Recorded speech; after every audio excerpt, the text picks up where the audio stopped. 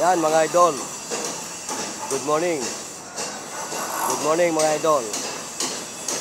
Welcome pong muli sa ating channel. Ito pong muli ang inyong lingkod, si Boyet. Ay muling bumabati ng isang magandang umaga. Saan man kayong panig ng ating bansa, Mapalutong, Visayas, Mindanao, nawa ay nasa mabuti kayong kalagayan hanggang sa mga oras na ito. At mga idol, shoutout sa ating mga subscriber dyan, lalo doon sa mga bago nating mga viewer, mga bago nating subscriber. Shoutout sa inyo, and din sa ating mga follower. Mga idol, hindi ko man mabati isa-isa ang inyong mga pangalan, ay binabati ko pa rin kayo ng isang magandang umaga.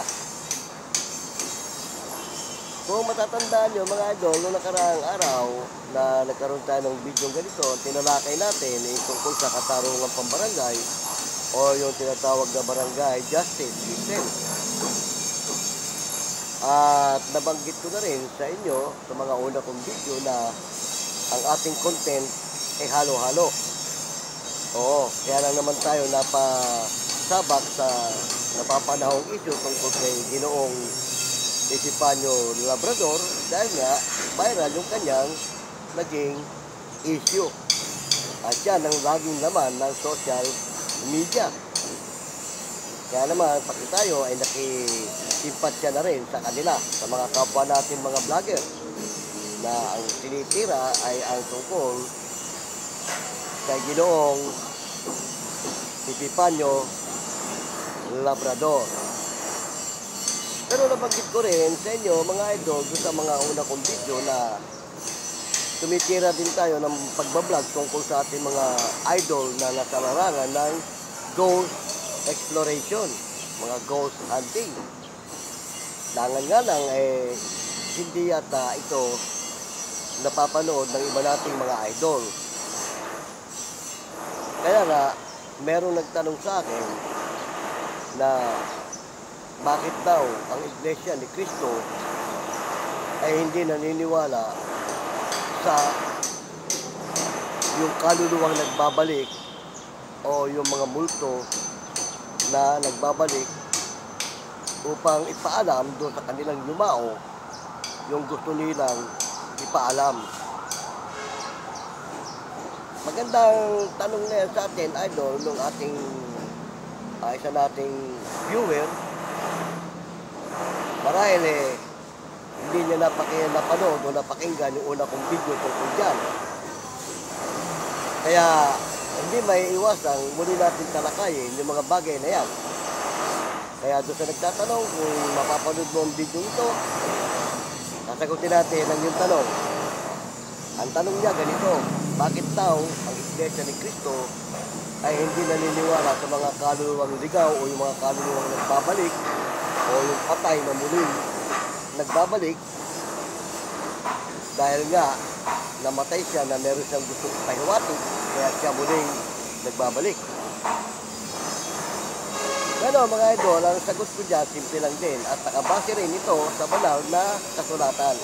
At para din doon sa ating mga kapatid na nakakapanood ng video nito,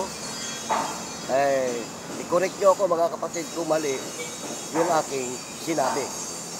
At ipagpaunhin ng lahat na hindi ako matandain doon sa mga talata o yung mga bersikulo-bikulo ng Biblia. Pero yung nilalaman ng talata ay alam ko. Pero sagutin na natin yung tanong na bakit daw hindi naniniwala. Ganito po yan. Ibabalik ko lang ang tanong doon sa nagtanong sa akin. Ikaw ba naniniwala na ang isang patay ay muling magbabalik? Pero kung naniniwala ka dyan at ang sagot mo, oo. Ito ang tamang sagot. Ang patay kailanman ay hindi na muling magbabalik. Bakit?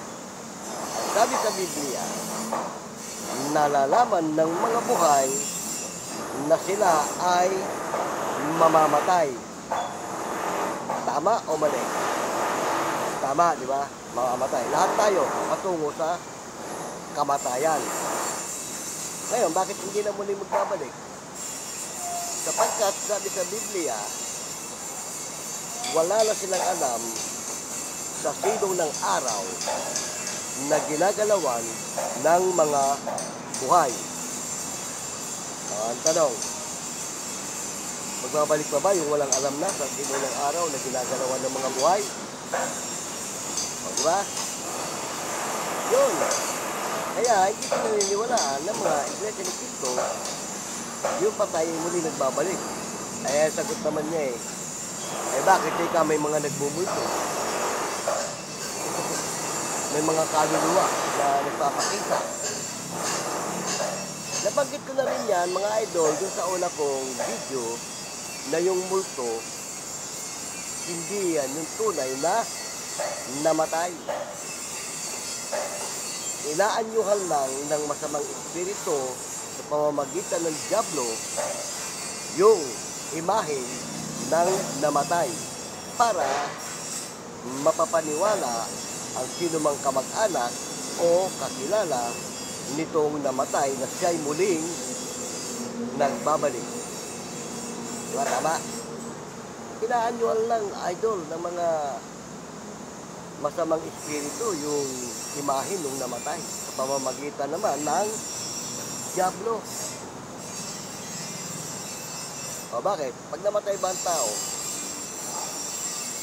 anong kahinatnan? Sabi nga, wala na siyang alam sa silong ng araw na ginagalawan ng mga buhay. At ang sabi pa, hindi na nila alam kung ano sila. O, isipin mo yun? Ay mabuti ka pa nga, alam mo kung ano sila Samantalang sila mismo namatay, hindi na nila alam kung ano sila. At wala na nga silang alam sa silong ng araw na ginagalawan nating mga buhay. O, diba? Tama ang linaw nun. O ngayon, yung sabi, bakit yung mga kaluluwang ligaw, yung tungkol naman sa kaluluwa, mga idol, kasamang namamatay ng katawang laman. Bakit? Ang tao kasi, nabanggit ko na rin sa mga una kong video, pero uulitin ko na naman, ang tao, nilalang, binubuo ng tatlong sangkap. Ano-ano yon? Katawang physical, kaluluwa, at espiritu. Tandaan nyo mga idol, magkaiba ang kaluluwa sa espiritu. Bakit? Ang espiritu, yan ang kanyang buhay. So, kaya pag ginawi ng Diyos, ang espiritu ng isang tao, wala na siyang buhay. Diba? Tama? Kailan mo makakausap ang patay? O, pag namatay na, makakausap pa ba? Wala na nga buhay. O, yung kaluluwa, kasamang namamatayan. Bakit? Ayon sa Biblia,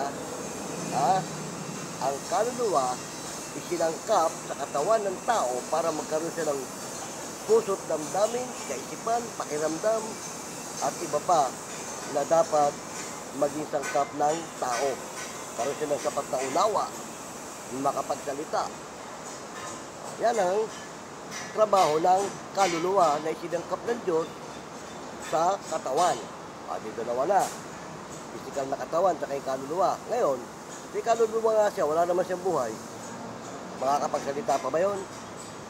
Kausapin mo yun, may damdamin pa ba yun? Di ba, wala na rin. Yan mga idol ang hindi alam ng buong sanglibutan. Dahil iminulat ang sanglibutan sa mga paniniwala na ang kaluluwa ay muling nagbabalik, yung namatay. At yung espiritu, mga idol, hindi yan namamatay. Nagbabalik yan sa Diyos. Oo, nagbabalik. Yan lang ang hindi namamatay sa sangkap ng tao. Kinukuha ng Ama yan. Ang namamatay, yung physical na katawan, at saka yung kanyang kaluluwa. Dahil yung kaluluwa na yun, kung wala yun, walang pakinabang din ang tao kahit meron siyang buhay. Bakit? Paano siya makakapag-isip? Paano siya magkakaroon ng damdamin? O, di ba? Paano siya magkakaroon ng pangunawa? Ayan ang sangkap ng kaluluwa . Yan ang trabaho ng kaluluwa ng isang tao. O, di ba? Tama? Ganon mga idol. Kaya, ang Iglesia ni Cristo, nakabase lagi sa Biblia. Oo. Ngayon, ano pa? Sabi nung bakit sabi niya, yung kamag-anak ko, nung mamatay, nagpakita doon sa pinsang ko. Nabanggit ko na nga, hindi na siya yun. Inanyuhan lang ng Diablo sa pamamagitan ng masamang espiritu yung imahe ng kamag-anak mo na namatay. O, diba? Tama? Kaya ng Diablo, mabilis yan eh. Sabi nga, huwag kang papasilip ng butas, papasok yan. Eh ang tao, halos karamihan, nasilipan ng Diablo ng butas. Ano yung butas na nasilip ng Diablo?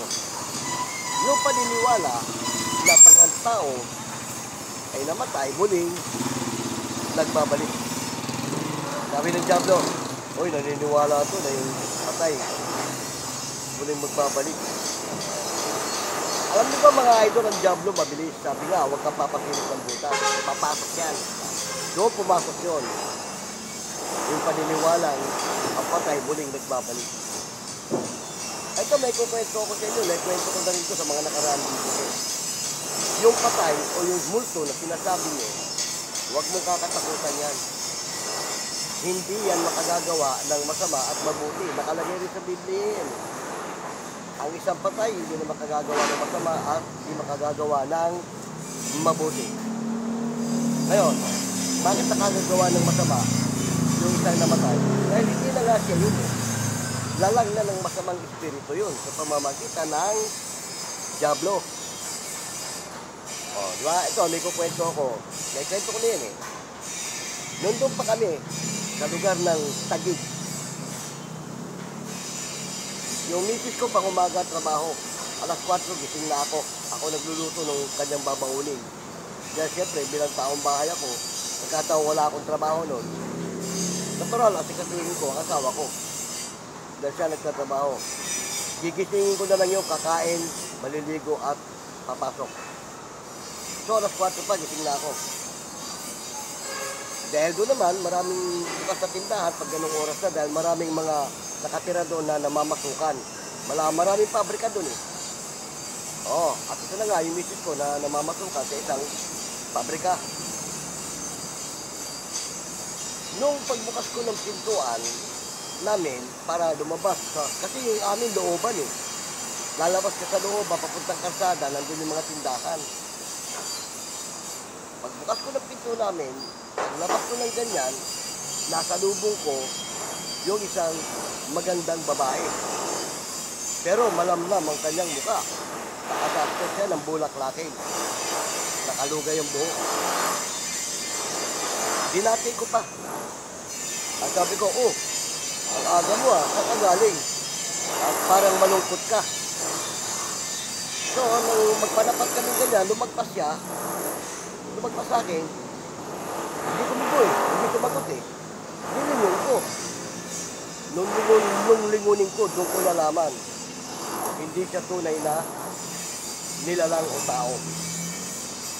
Bakit? Ang multo, tandaan ng mga idol, kapag kayo nakakita niyan, hindi yan nakalapat sa lupa. Nakalutang yan sa ere.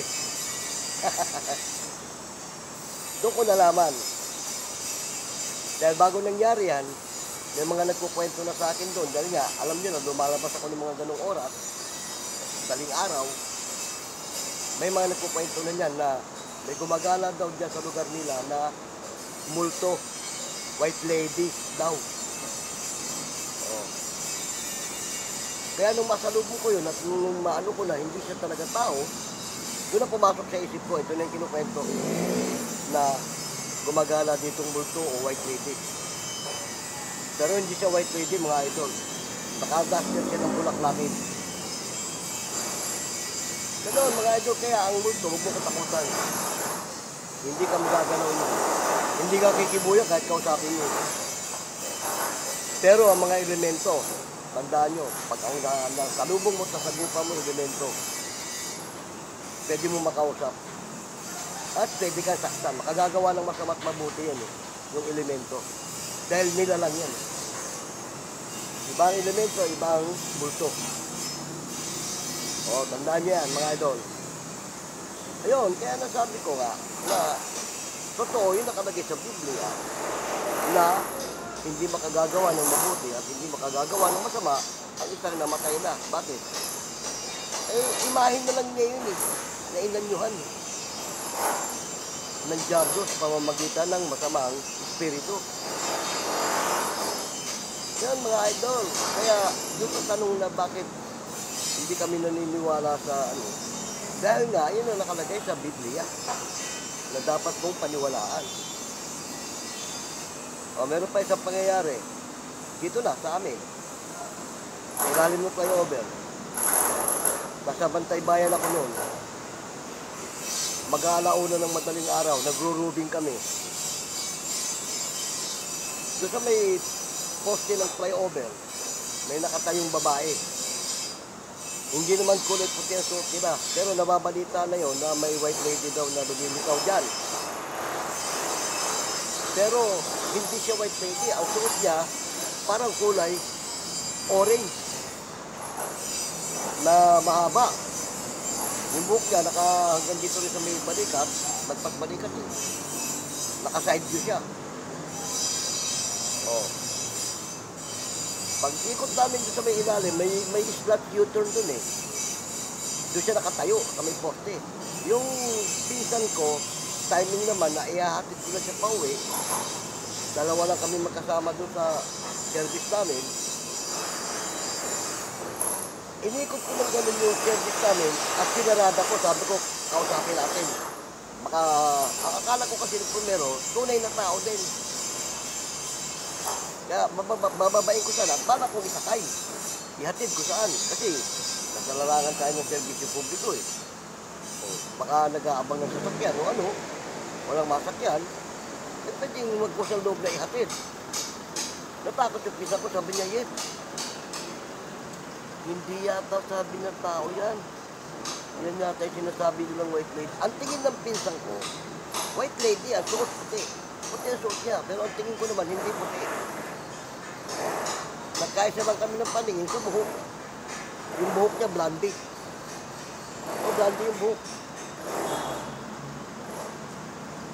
Di sa takot ng pinsang ko, pinigil niya ako para bumaba. Akayin ko sana eh. Lalapitan ko eh. Nakinig ako sa pinsang ko, wag na lang. Dumiretso, nag-U-turn kami. Natid ko siya. Pagdating sa kanila, yung kasada nila, diretso pababang EDSA. Hindi na ako kailangan umikot, bababa na ako sa EDSA. Nagmamadali ako nun, arurot ako. Yung service ko. Pagdating ko sa may ilalim ng flyover, kumanan ako, wala na siya doon. Ang hangad ko sana, abutan ko siya ulit doon. At kakausapin ko. Hindi ko lang napansin kung nakalapat yung paa niya sa lupa.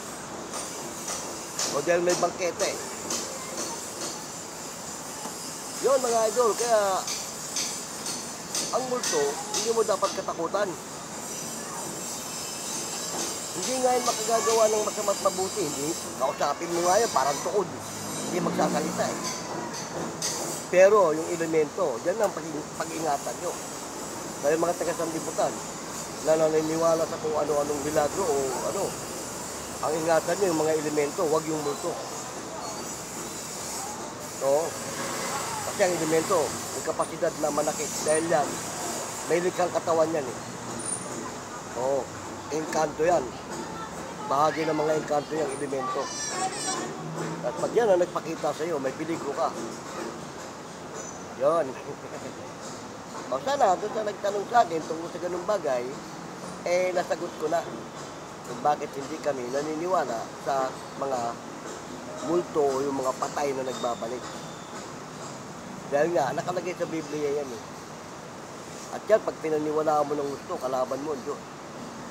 At sinabi na ng Diyos yan eh. Binuo ang tao ng tatlong sangkap, espiritu, kaluluwa at katawang laman. O, balikan natin yung pagkakalalang sa tao. Nilalang ang tao, binigyan ng physical na katawan. Nilalang ang tao, nilagyan niya ng kaluluwa yung katawan na physical para magkaroon ng silbi. Oo. Tapos, para naman tuluyan ng makagalaw at nilagyan niya ng kanyang espiritu para magkaroon ng buhay. Tandaan niyo mga idol, kaya tayo nilalang ng Diyos para maglingkod sa Kanya. Kaso, ang nakalulungkot lang, hindi nagagawa ng tao yung kaukulan ng paglalang sa Kanya ng Diyos. Bagkos, naglingkod pa sila sa ibang Diyos. Ayun nga, naalala ko tuloy nung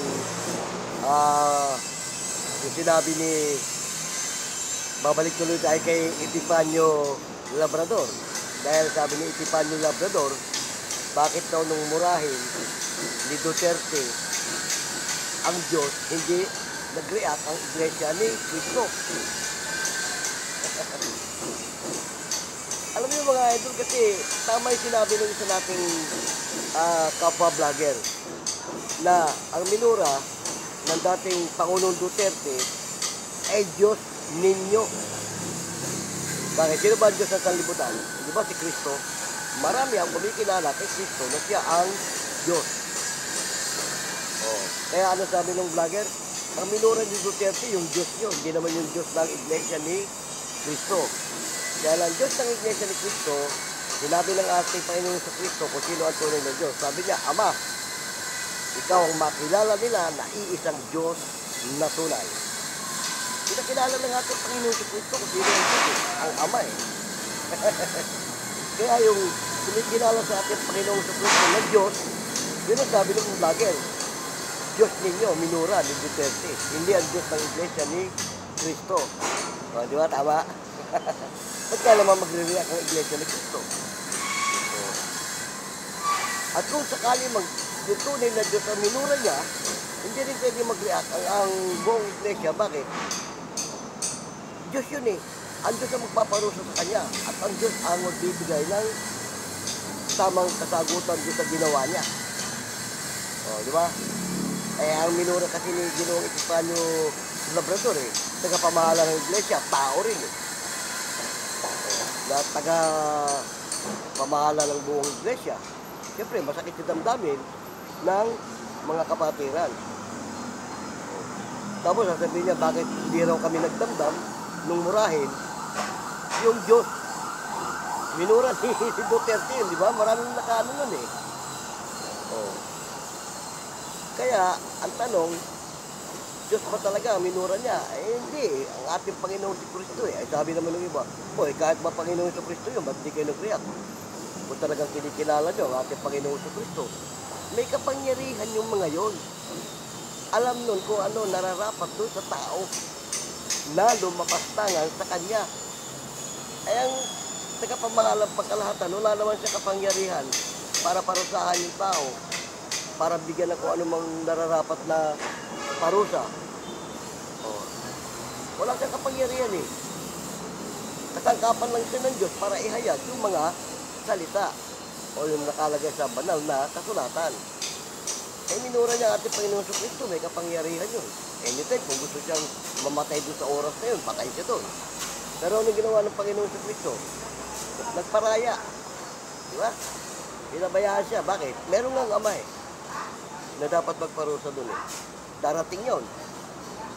Oo, darating yon. Tayo nyo lang. Yan mga idol. Kaya doon sa nagtatanong, sana eh, nasagot natin yung kanyang katanungan. Na bakit hindi naniniwala ang mga iglesia ni Cristo sa mga patay na muling nagbabalik. Tandaan nyo mga idol, huwag nyo tanim sa isip nyo na ang patay muling nagbabalik. Yun na yung sabi nga, hindi makagagawa ng mabuti at hindi makagagawa ng masama. At ang higit sa lahat, at sinabi, wala na silang alam sa silong ng araw na ginagalawan ng mga buhay. Diba? At yung kaluluwa naman, sinasabi nyo, kasama yang namamatay ng kanyang katawang laman. Sangkap niya yan. Ang hindi namamatay sa tao, yung kanyang espiritu. Dahil ang espiritu, walang kamatayan. Maliban na yung mga masamang espiritu, kayang puksain yan. Oo, namamatayan yung mga masamang espiritu. Dahil lang yan ng diablo. So, di ba? Pero yung tunay na espiritu na galing sa Diyos, hindi namamatay yun. Yung katawan naman na pinaglagyan niya ng espiritu, yun ang namamatay. Kasama nung kaluluwa. Ganyan mga idol. Kaya sana doon sa mga nakakapanood ng video nito, maunawaan nyo na yung mga nakalagay sa tunay na kasulatan na nanggaling sa Biblia. Huwag yung mga haka-haka at turo-turo lang ng tao. Sabi nga kapag aral at utos ng tao, ano sabi ng Diyos? Walang kabuluhan ang mga kaya yung paniniwala nyo na si Kristo ang Diyos, walang kabuluhan yun. At ang sabi pa ng Biblia nga, Antikristo kapag pinaniwalaan mong Diyos si Kristo. Diba? Ganon mga idol. Ngayon, meron pa isang tinanong na sasagutin din natin. Ang sabi niya, ganito ang tanong niya. Bakit daw ang mga iglesia ni Kristo hindi naniniwala na yung dinuguan ni pwedeng kainin? At bakit kung alin pa nga naman daw yung masarap, yun ang ayaw. Mga idol, ang dinuguan, hindi lang iglesia ni Kristo ang pinagbawalan. Nabanggit ko na yan sa una ko rin video. Pero sa kapakanan, ng mga hindi pa nakapakinig, ulitin natin. Paano ba ang utos ng Diyos para wag mong makain ang dugo? Ang sabi, kung papatay ka ng hayop, itigis mo ang dugo sa lupa at takpan. O, di ba? Ibig sabihin, itigis sa lupa, ibuhos mo sa lupa, takpan. Pero anong ginawa ng mga tao? Baliktad salungat. Sinahod yung dugo at sinama sa pagluto. O, di ba? Ang tanong, paliwas o hindi? Sa turo ng Diyos. Paliwas. Ay, kanino ba pinahintulot ng Diyos? Ipakain yung dugo. Sa mga hayop, sa parang. O, sino ba yung mga hayop sa parang? Yan yung mga mababangis na hayop, kagaya ng mga halimaw, at kung ano pang mga iba pa. Yan. At bakit binawal niyang kainin ng dugo? Ang sabi nga niya, makakakain kayo ng lahat ng uri ng laman na nais nyo. Ibig sabihin, lahat ng uri ng laman ng hayop. Magpumatay ka ng hayop, baboy man yan, o ano yan. Makakakain mo lahat ng uri ng laman, kahit mga laman loob niyan, makakain mo yan. Atay, bituka, etc. O, datapwat, sabi niya, ang dugo na siya niyang buhay, huwag mong kakanin. Di ba? Yung dugo, kinalagan ng Diyos yan, buhay. Buhay yan. Pag kinain mo yan, ano pa nga naman ang buhay mo? Di ba? Ba't sinabing buhay ang dugo? Di ba pag naubusan ka ng dugo, isa yan sa magiging dahilan para ka mamatay. Yung mga sinasaksak dyan, pag hindi nasalinan ng dugo, kaya sinasabi agad kailangan ito masalinan ng dugo. Wala, mamatay. Buhay ang dugo. Kaya ibinawal ng Diyos kainin. Ano pa katunayan na binawal ng Diyos yan? Hindi lang sa Iglesia ni Cristo, sa lahat ng tao. Sabi nga niya yung bayang Israel, narito ang bayang ko. Bayang Israel yun nagkakasala sa pagkain nila ng dugo. Kaya tinakwil ng bayang Israel nagkasala kumain sila ng dugo. Na yan ang namana ng panahon natin hanggang sa ngayon. May mga kumakain ng dugo. Ganon mga idol. Kaya sana yung nagtanong tungkol sa dugo, nasagot na rin. Kung bakit bawal. Hindi lang sa iglesia. Lahat. Lahat ng tao binawalan. So, kaya nga lang, hindi ka sa tao ang masuwayin.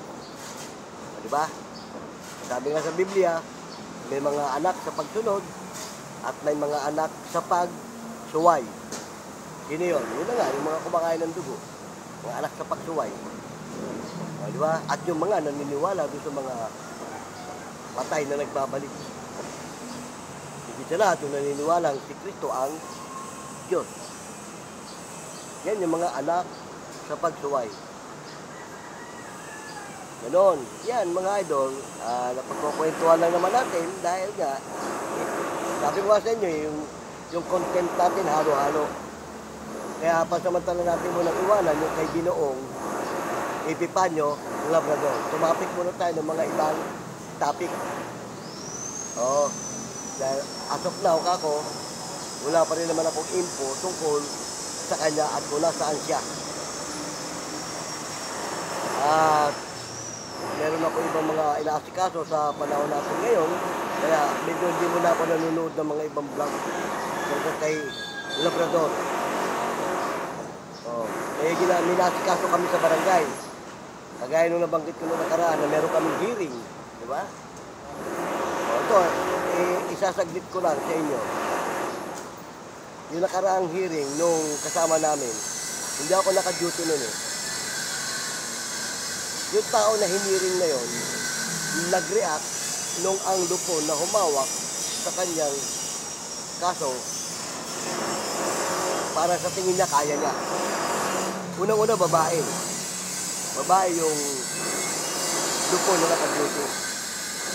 At the same time, yung kasama namin lupon na yun, bago pa yun. Bago pa sa larangan ng katarungan pang barangay. Pero matalino yun. Dahil yun education ng kurso. Matalino yun. Kaya nga lang, kumbaga sa larangan ng pakikipagtunggalin sa mga problema at kaso, hindi pa marunong masyado yung mag-intervene. Hindi pa siya sanay mag-intervention. Kaya, ayun, ini-receive daw. Itong Friday, na darating, i-receive.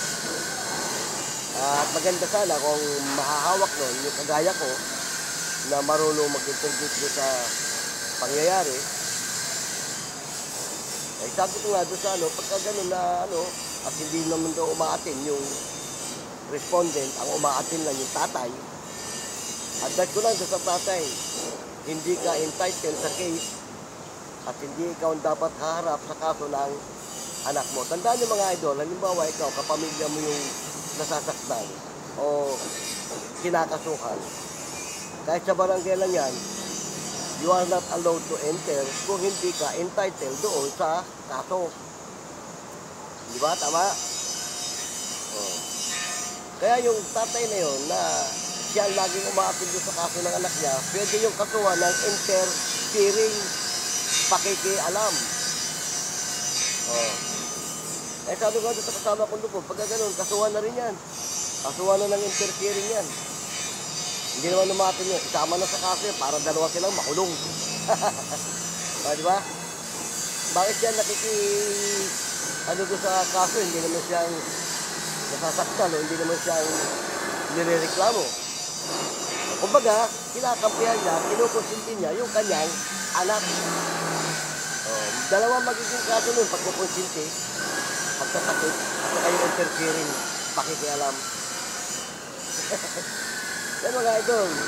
Sana kahit pa paano salamat na marami sinamahan nyo ko sa maikli natin kwentuhan. Sana kahit pa paano marami kayong natutunan. Nakakuha kayo ng magandang informasyon. Oo. Yung sa nagtanong, salamat na marami kayo. At sana nasagot ko yung tanong mo. Ganun dito yung tanong sa dugo. Oo. Tapos yung tungkol dito sa katarungan pang barangay, sinundot lang natin ng konti. Sana meron kayo ng mga idea. Nakakuha kayo ng magandang impormasyon na mapapakinabangan nyo. Kaya nga ilang beses kong sinasabi ito tayo mga vlogger, ang hangad natin makapagbigay ng magandang impormasyon sa ating mga viewer, subscriber, higit sa lahat sa mga mamamayan na nakakapanood ng ating channel. Bueno ito po muna inyong lingkod, si Boyet, ay pansamantalang nagpapaalam.